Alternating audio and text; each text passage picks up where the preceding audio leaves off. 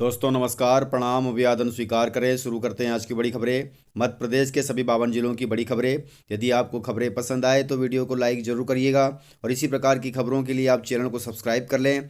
खबरें पूरी पाने के लिए वीडियो अंत तक जरूर देखिएगा और आप वीडियो को किस जिले से देख रहे हैं कमेंट बॉक्स में जरूर बताइएगा। किसानों के लिए बड़ी खबर है। प्रधानमंत्री किसान सम्मान निधि योजना से जुड़े किसानों के लिए बड़ी खबर है। पीएम किसान सम्मान निधि के नियमों में फिर हुआ है बड़ा बदलाव। अब इस डॉक्यूमेंट के बिना आपको नहीं मिलेगा पैसा।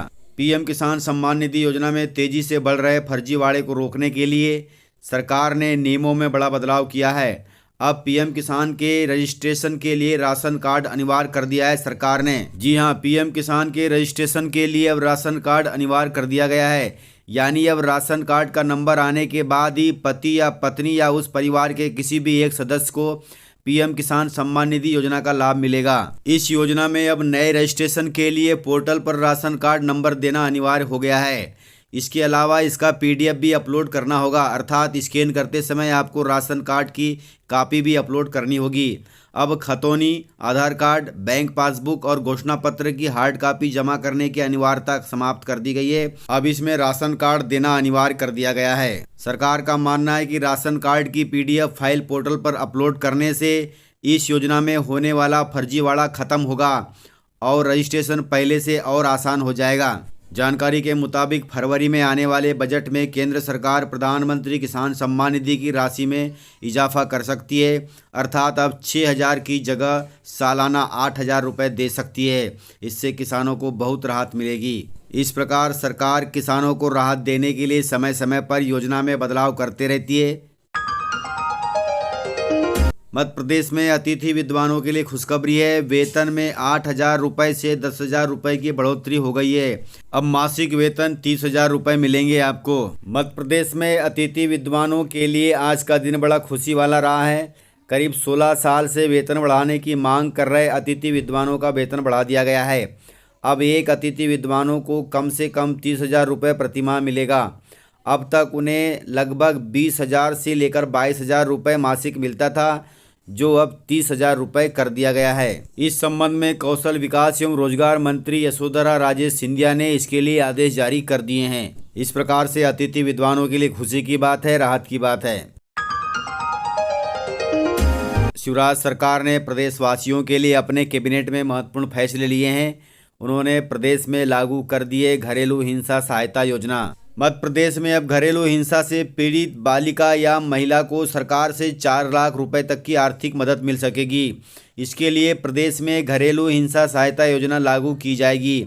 मंगलवार को सीएम शिवराज की अध्यक्षता में हुई कैबिनेट बैठक में यह महत्वपूर्ण निर्णय लिया गया है। सरकार के प्रवक्ता और गृह मंत्री डॉक्टर नरोत्तम मिश्रा जी ने बताया कि इस योजना के तहत पीड़िता को शरीर के किसी भी अंग की क्षति 40% से कम होने पर 2 लाख रुपए मिलेंगे और इससे अधिक क्षति होने पर 4 लाख रुपए की आर्थिक मदद दी जाएगी। इस प्रकार से बहुत अच्छी बात है कि सरकार घरेलू हिंसा पर पीड़िता को राहत देने जा रही है, क्योंकि प्रदेश में घरेलू हिंसा बहुत बढ़ रही है। सरकार इस पर रोक भी लगा रही है।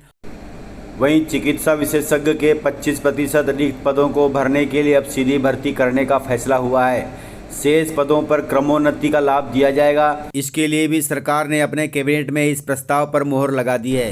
प्रदेश में स्वास्थ्य विभाग में विशेषज्ञ के 25% पदों की पूर्ति सीधी भर्ती के माध्यम से करने के प्रस्ताव को मंजूरी दे दी गई है। मध्य प्रदेश में 3,618 विशेषज्ञ के पद में से 2,899 पद रिक्त हैं, जिन्हें अब सीधी भर्ती के माध्यम से भरा जाएगा। अर्थात कोई परीक्षा नहीं होगी, डायरेक्ट डॉक्यूमेंट जमा करो, मेरिट के आधार पर आपका सिलेक्शन हो जाएगा। कैबिनेट की बैठक में नगरीय क्षेत्रों में शामिल होने वाले ग्रामों की आबादी, भूमि के अलग अलग पट्टे दिए जाने के प्रस्ताव को भी मंजूरी दे दी गई है। इसके तहत एक ही भूखंड का आवासीय और व्यावसायिक उपयोग करने पर 2 पट्टे लेने होंगे।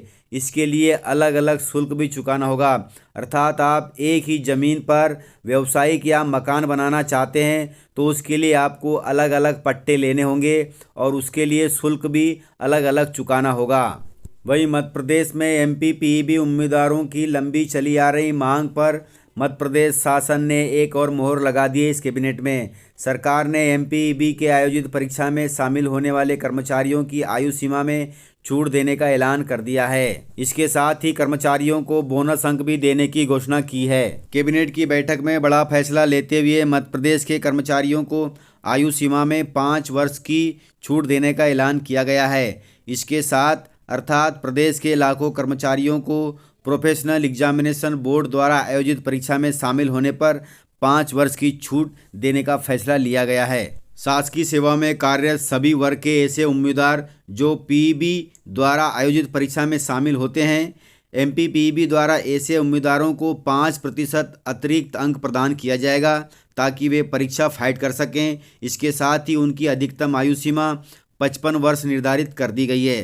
तो जो भी परीक्षा पीईबी द्वारा आयोजित की जाएगी और आप यदि उसमें बैठना चाहते हैं तो उसका लाभ ले सकते हैं। आपको उसमें बोनस अंक के साथ साथ आयु सीमा में छूट भी मिलेगी। किसानों के लिए बड़ी खबर है। मध्य प्रदेश के कृषि राज्य मंत्री ने किसानों के लिए बड़े निर्देश दिए हैं। उन्होंने कहा है कि योजना के तहत किसानों के बैंक खातों में ट्रांसफर होगी करोड़ों रुपए की राशि। मध्य प्रदेश में किसानों के लिए आए दिन बड़े बड़े ऐलान होते रहते हैं। प्रदेश सरकार द्वारा लगातार किसानों को बड़ी राहत दी जा रही है। इसी बीच अब उद्यानिकी एवं खाद्य प्रसंस्करण राज्य मंत्री भारत सिंह कुशवाहा का बड़ा बयान सामने आया है। उन्होंने कहा कि शेडनेस हाउस और पॉली हाउस बनाने वाले किसानों के बैंक खातों में अनुदान राशि डायरेक्ट उनके खाते में ट्रांसफर कर दी जाएगी। मध्य प्रदेश में किसान पॉली हाउस और शेडनेस हाउस बनाने के कार्य में लगे हुए हैं, अर्थात मध्य प्रदेश का किसान पॉली हाउस की ओर अग्रसर है।